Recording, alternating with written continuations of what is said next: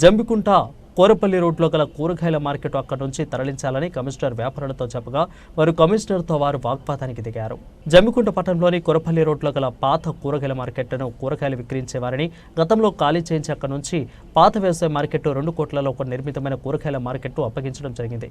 ఇక ఆ మార్కెట్కు ప్రజలు రాకపోవడంతో తమ వ్యాపారం దెబ్బతింటుందని తిరిగి పాత కూరగాయల మార్కెట్లోనే తమ వ్యాపారం కొనసాగించగల చర్యలు తీసుకోవాలని ప్రస్తుత మంత్రి పొన్నం ప్రభాకర్ విజ్ఞప్తి చేసుకున్నారు. ఇక ఈ మేరకు సంప్రదించి మంత్రిని ఆ స్థలంలోని నూతన కూరగాయల మార్కెట్ను కట్టేందుకు నిధులు మంజూరు చేస్తారని హామీ ఇవ్వడంతో పాటు అక్కడ వ్యాపారం చేసుకోవడానికి కూడా పేర్కొన్నారు.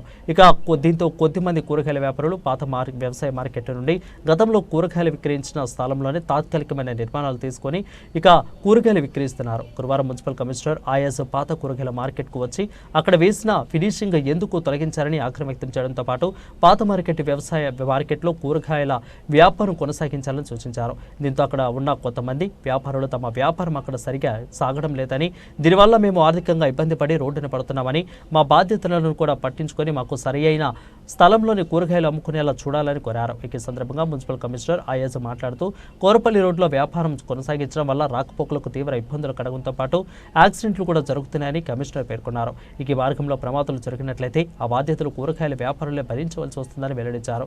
మరో 3 కోట్ల రూపాయలతో ఇంటిగ్రేటెడ్ మార్కెట్ నిర్మించడం జరుగుతుందని, కూరగాయల వ్యాపారుల కోసమే మొత్తం దాదాపుగా 5 కోట్ల రూపాయల నిధులు కేటాయించి పట్టణ ప్రజలకు అనుకూలంగా ఉండే అన్ని రకాల సౌకర్యాలతో కూరగాయల మార్కెట్ నిర్మించడం జరుగుతుందని వెల్లడించారు.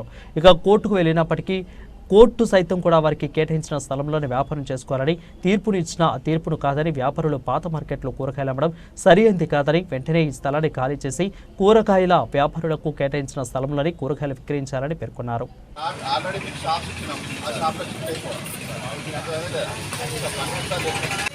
చెప్పినప్పుడు కూడా కమిషనర్ గారు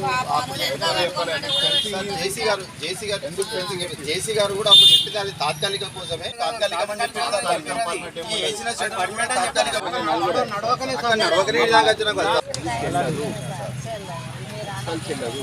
దాంతో పాటు ఇంకా మన జమ్మికుంట పరిధిలో కూరగాయల మార్కెట్ ఉండేది.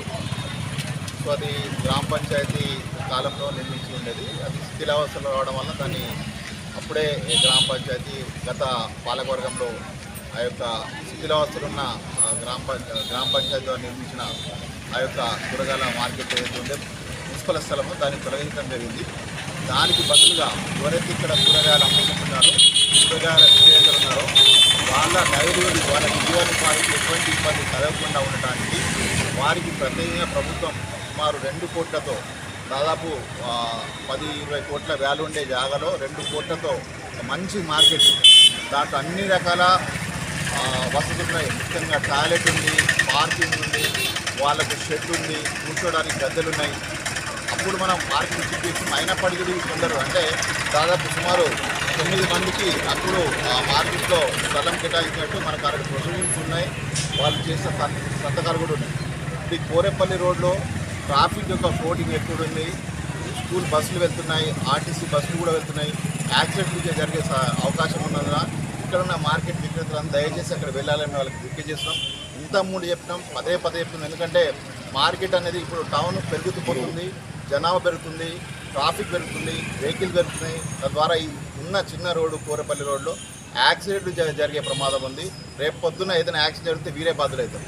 క్లియర్గా మనకి ఎక్కడ కూడా చిన్న యాక్సిడెంట్ ఈ పరిధి జరిగితే వీరే బాధ్యులు అవుతారు. ఎక్కడ కూడా ట్రాఫిక్కి అబ్స్ట్రక్షన్ జరగకూడదు.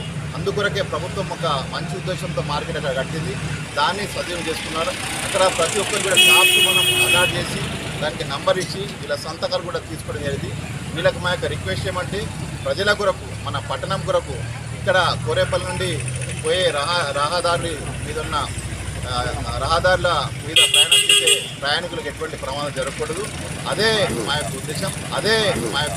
వేరే ప్రభుత్వం కట్టిన 2 కోట్లతో కట్టిన మార్కెట్ వృధా అవకాశం ఉంది. దాంతో పాటుగా ఏదైతే ఇంకో ఇంటిగ్రేటెడ్ మార్కెట్ 3 కోట్లతో సుమారుగా 70% నిర్మితమైంది. ఆ మార్కెట్ కట్టిన తర్వాత సుమారు 5 కోట్లు కేవలం మార్కెట్ కొరకే ప్రభుత్వం కేటాయించింది. కాబట్టి దయచేసి పట్టణ ప్రజలు మరి ఎక్కడికి విక్రయిస్తున్నారు వీళ్ళందరూ కూడా అక్కడ స్థలాలు ఉన్నాయి, షెడ్స్ ఉన్నాయి, వాళ్ళ సంతకాలు ఉన్నాయి. దాంట్లో ముఖ్యంగా ఒక వ్యక్తి మనకు అప్పుడు కోర్టు కూడా అప్రోచ్ కావడం జరిగింది. ఆర్ నరసింహ అనే వ్యక్తి, ఆయనకు కూడా కోర్టు క్లియర్గా చెప్పింది, మీకు ఆల్రెడీ ప్రభుత్వం ఒక మార్కెట్ కట్టించింది, ఆ మార్కెట్కి వెళ్ళి అక్కడనే విక్రయాలు కొనసాగింది. కోర్టే డైరెక్ట్ చేసింది. ఆ కోర్టు ఆదేశాలను కూడా వీళ్ళు ఉల్లంఘించారు. కాబట్టి ఇప్పుడు ఇంతకుముందు ఇక్కడ ఫెన్సింగ్ కూడా ఉంటే ఈ ఫెన్సింగ్ కూడా మొత్తం క్లియర్ చేసి అక్రమంగా మొత్తం వచ్చి ఇక్కడ కూర్చుంటుంది. పద్ధతి కాదు. ఎందుకంటే రేపు పొద్దున ఇక్కడ యాక్సిడెంట్ జరిగితే మాత్రం వీరే బాధ్యతలు నేను తెలియజేసుకుంటాను. ఎంత తొందర అయితే వాళ్ళు ఇక్కడ తొందర అయితే అక్కడ ఏమైనా వాళ్ళకు ఇంకా వసతులు అవసరం ఉంటే తప్పకుండా ఏర్పాటు ఇంకా ఏమైనా వసతులు తక్కువ ఉంటే మళ్ళీ కూడా ఏర్పాటు చేసి వాళ్ళకి అన్ని రకాల సదుపాయాలు కల్పించడానికి మున్సిపల్ పక్షాన మేము వాళ్ళకి హామీ ఇస్తాం. తప్పకుండా అన్ని రకాల ఏర్పాటు అక్కడ చేస్తామని